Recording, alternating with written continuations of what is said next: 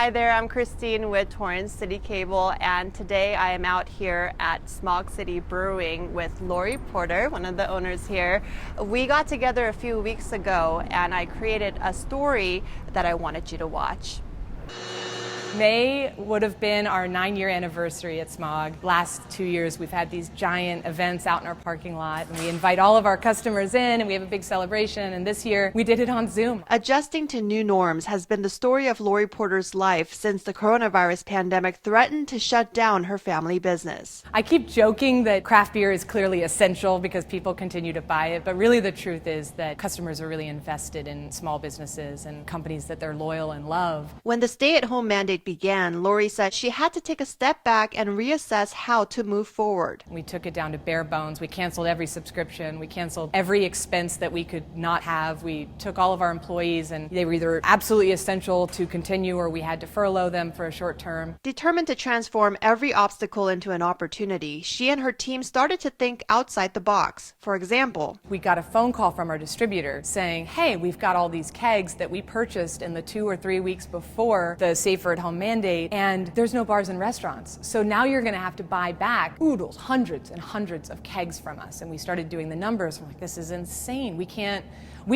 after what we have taken, the hit we've taken over COVID, we can't now double down on this debt from our distributor. Still, she says they bought back some of the beer, started a Save Our Beer campaign, and even hand-delivered them to their customers for the first time. We always thought it would be fun to deliver beer, and seeing the smiles on the customers' faces made it so amazing. Another problem they faced was having to rebrand beers that were already slated for release. And when my husband told me that Daily Breeze was ready to release on the Wednesday after the safer at home mandate, I was like, that is the worst name. Nobody wants to see a beer called Daily Breeze in the middle of the scariest pandemic in the history of all of us. And so we instantly changed it to Quarantine Machine, and it took off. Now Lori says they're introducing a series of 5 COVID-19 inspired beers, each one getting stronger than the last, all wearing a mask, pairing well with uncertainty, and best enjoyed 6 feet apart. You know, the first month and a half, it was really unstable. There was a lot of insecurity and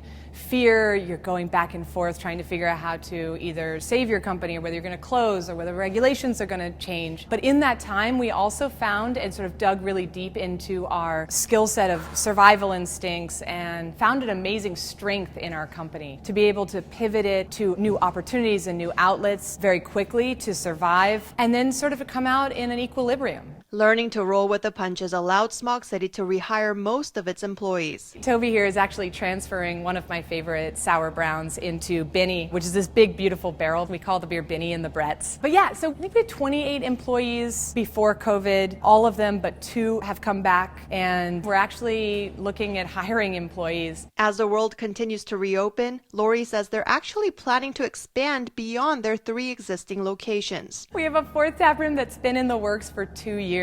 It was supposed to open in June, and of course with COVID everything slowed down, but now the developers say they're going to be opening as soon as possible. So that one is Glendora Public Market. It's in Glendora out the 210. It's going to be such a beautiful space. It's an old historic Wonder Bread facility. I think our licensed space where you can actually drink our beer is about 5,000 square feet. So it's enormous. It's got indoor and outdoor. There's going to be food vendors throughout the marketplace that you can get food from. I'm excited about it, but it's also scary because moving into a whole nother business in the middle of this is daunting. Welcome home, Mama and Papa. When you had done so much work, just sit down here and have a beer. And then there's an arrow saying, beer! Lori and her husband prioritize their son as they work together during this pandemic and hope they can teach him a valuable lesson. I think it's inspiring for him to see what we've done and how we work. We always joke that he's the 3rd board member because he's always in the middle of all the conversations, and he actually has a lot of opinions. So I think it's a dynamic and rich life that he's living. I focus on him a lot. I take him to school in the morning, I go to work,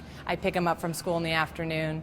Now I'm with him all day, and so I really prioritize family. I prioritize him as the next generation, that if I fail him, then what's the point of doing well with Smog? So it's challenging. You know, I always love those I love the memes where it's just like moms just can't be perfect in everything. You're going to fail at all of it. But at least we're working really hard and trying, and we're filled with love, and we love our business and our jobs and our family. So.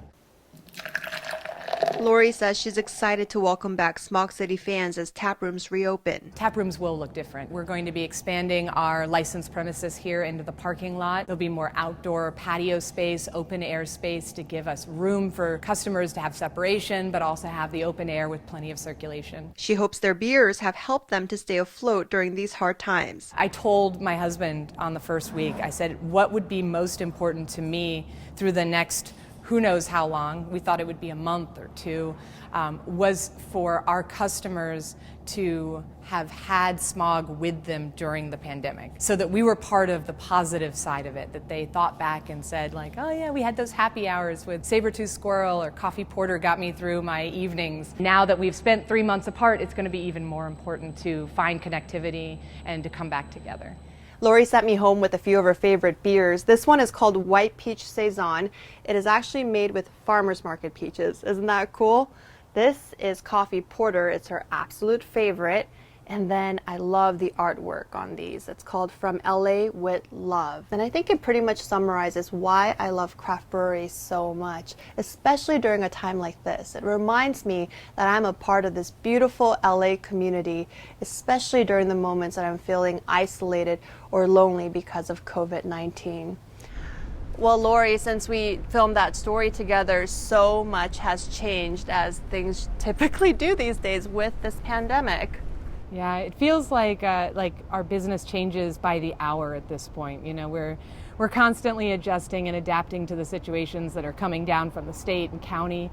Right after you and I met, we were able to open our tap room for a blessed 2 weeks, and it was amazing. We had a 4,000 square foot outdoor patio seating area with food vendors that showed up every day, and it was a really wonderful and invigorating time. And then unfortunately, as you know, we came up on the rollbacks, and so breweries in LA County are actually not allowed to partner with caterers or third-party vendors like a food truck anymore. Unless you have your own kitchen on site, you can't be open. So we've had to roll back to go sales and home delivery, and adjusting back to the old ways. Mm-hmm. So tell me about this reality of overcoming yet another obstacle, because you know we talked about so many ways you guys got creative during these difficult times. I mean, yeah. How's that momentum right now? It's hard to get momentum. It's really difficult because we're, you know, when we in the beginning it was just go, reinvent, and then we got to the reopening phase, and we're like, okay, this is the new situation. We hired back all of our employees, we did all of our protocols, everything, you know, was a lot of complicated situations that happened, but we got up and running. And then we're almost immediately returned to pre-opening situation with the to-go. And unfortunately for us, you know, fortunately for restaurants, but for us, restaurants are allowed to be open. And so we've not seen the bounce back of revenue that we were hoping. We haven't been able to return to that pre-reopening situation that we were in. So we're trying to be creative again. We're looking at ways to make our virtual marketplace more attractive, more educational, more engaging. We're working with our state and county associations to try and talk to the Board of Supervisors and LA County Health to figure out exactly why we have these limitations on our specific industry. Yeah. So, you know, we're kind of at this point pivoting a little bit away from trying to be creative in our business and more pivoting towards trying to really understand what the regulations mean for us, how long they're going to last, and what we can do as we move forward. And you said you have a lot of loyal customers that call on a daily basis? All the time. Our staff is so fed up with it because they have to say no. So we get calls all day, every day, asking if they can drink on site. And of course, as soon as we say no, they go somewhere else. So it's difficult on our staff especially, because I think that they thrive on the community and the customer interaction. They really thrive on having a relationship with the customers that come in and our fans, and it's just been real tough. And I mean, this is just one example of one brewery, but Torrance is known for having a lot of local craft breweries, and so it's affecting all of them, right? Yeah, I think we have a small handful, one or two, that are allowed to be open because they have kitchens on site and a health department permit for that location. But all the rest are closed down, and back to go. Not technically closed, but they're selling to go and doing home delivery. What is the one thing that you want viewers to take away from watching your story? I think just, the same conversation we have all the time, even pre-COVID, which is support local, support small businesses. We're part of the community. We live here, we work here, we send our kids to school here, our employees come from here. We're an indelible part of Torrance, and we really hope that our customers will continue to show up and buy beer and take advantage of our home delivery options so that we can continue to make beer in Torrance and sort of weather the storm, as they say, and come out on the other side stronger. Well, thank you, Lori, so much for spending a few minutes with me today. Absolutely, Christine. Thank you for coming back and seeing me and checking in. Definitely, and thank you so much for watching at home. We'll see you again soon. Hi, I'm Christine with Torrance Citi Cable, and welcome to my backyard. With so many wildfires burning in California this year, I wanted to check in with the Torrance Fire Department and see how we can prevent future fires.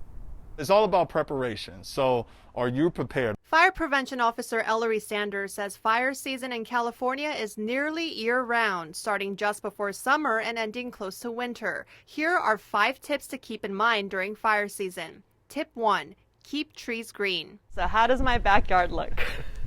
It looks amazing. So as we see here, for an example, this is a perfect example for a well-watered tree. It's trimmed. There's no low-hanging branches. This is a perfect example of how your tree should look. Okay, and then you said if we walk over a little bit. Yes, here's another example of a tree that looks like it's on the verge of not being well watered, right? It looks like that it's going to be dry, so we need to specifically look at this tree a little bit closer than the one behind me. Tip 2, do a perimeter check. Walking around your home just shows that if you have any dry brush, any dry grass, that would be the perfect time to cut that down or even water. If you have roof shingles, which are quite outdated, then you want to make sure that those are replaced with non-combustible roofing tiles. Tip 3, cover your vents. Small embers can actually make their way within those open spaces of the vents, and a fire could start from within your home. Tip 4, get a fire extinguisher. There's multiple places where you can store a fire extinguisher. One is in your garage, and another location would be in your kitchen area.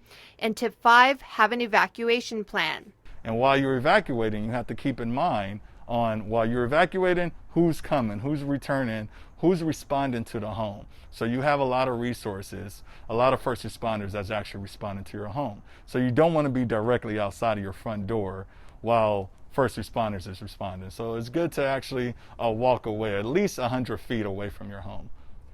Sanders says the Torrance Fire Department has had a busier than usual year so far. We've been participating in multiple campaign fires that has been up north, so we send a few strike teams within the last month, and as long as these campaigns continue, we will still send a lot of our firefighters up north, as well as still responding to a high call volume of 911 calls here in the city of Torrance.